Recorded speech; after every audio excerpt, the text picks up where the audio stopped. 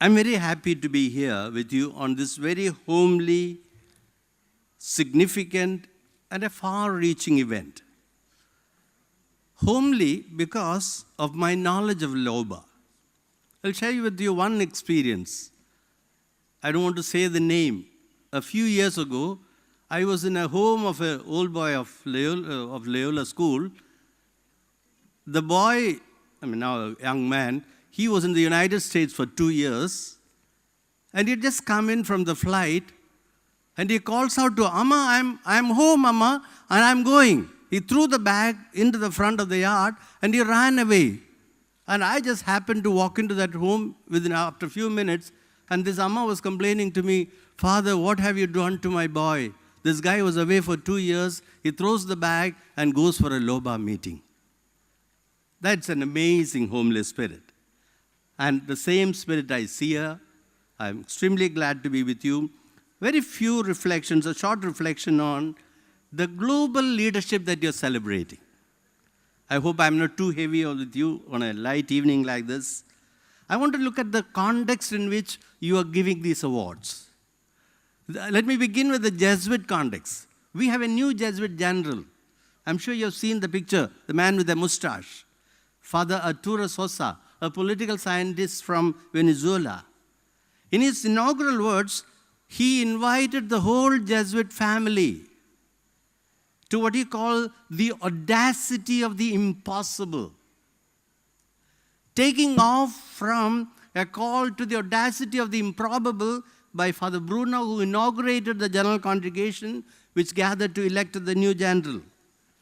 He asked us, all of us, to leave fear behind and to row towards the open sea. And that as the attitude of life which should define every Jesuit student, every Jesuit. He invited us to contribute to what seems to be impossible today. And I'm quoting him. He says, a humanity reconciled in justice, that lives in peace in a common home well cared for, where there's place for all of us because we recognize our brothers and sisters, sons and daughters of the same and one only Father. He said, we are not alone. We want to increase collaboration. As a multicultural body, we are called to witness to the wealth of interculturality as the face of humanity, created and in the image and likeness of God. Thank you, Mr. Sabrinath. I'm so glad that you learned that in the school. Exactly the same thing our general is telling us. The second context, at least some of you would have read an article in The Guardian by Stephen Hawking. You know, Stephen Hawking, I'm going to summarize what he said. He said, this is the most dangerous time of our planet. We can't go on ignoring inequality because we have the means to destroy the world, but not to escape it. More than any time in history, our species need to work together. We face awesome environmental challenges, climate change, food production, overpopulation, the decimation of other species, epidemic disease, acidification of oceans. Together, they are a reminder that we are at the most dangerous moment in the development of humanity. We now have the technology to destroy the planet on which we live, but have not yet developed the ability to escape it. A third context, the change in world leadership. Let's begin with the most prominent, the US leadership. Look at France, look at Italy, look at the rest of the world. Democracies are throwing up right-wing, sort of fundamentalist leaders who seem to offer a corporate-led, profit-oriented, populist governance. Let me quote from, some of you have read Santosh Desai recently in Times of India.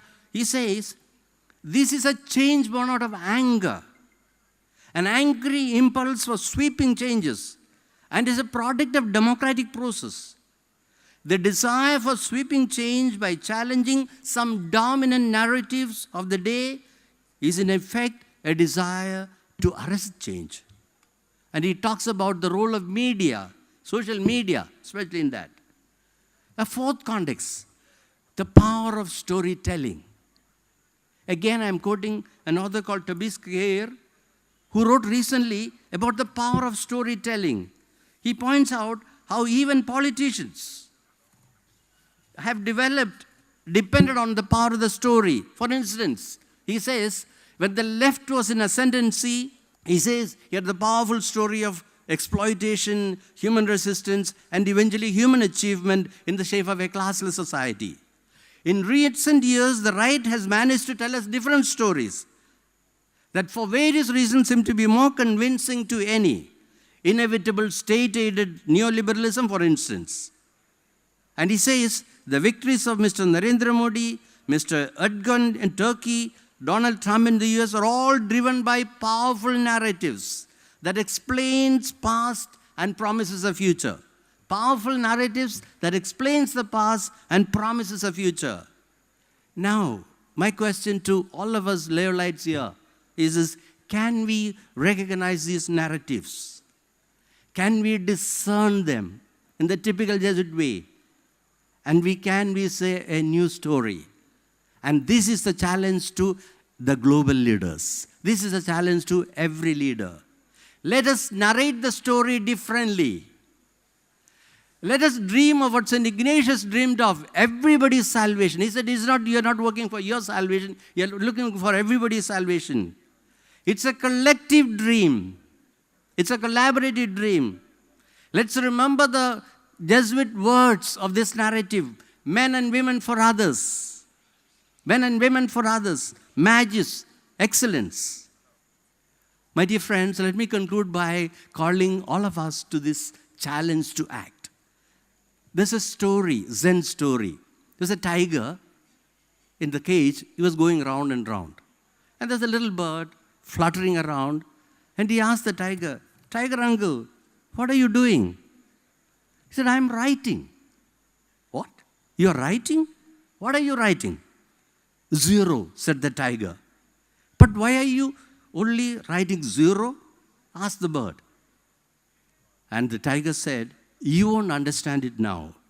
When you lose freedom, everything is zero." Sagariga Ghosh, again, I'm quoting from Times of India, wrote a few weeks ago, "One by one, we are losing our freedom. Others are dictating what you should eat, what you should read, what you should sing, when and how you should use your money." And they rationalize all this loss of freedom with the narrative of a better future. It's time we discuss. It's time we question. What future? Whose future? What kind of future? Jesuits and their collaborators, the Loyola family has a lot of work to do. The primary role is to break the silence. My only prayer today is that may the LOBA Global Leadership Awards and other activities of theirs lead us to this courage to break the silence. Once again, thank you, friends, and may God bless you all. Thank you again.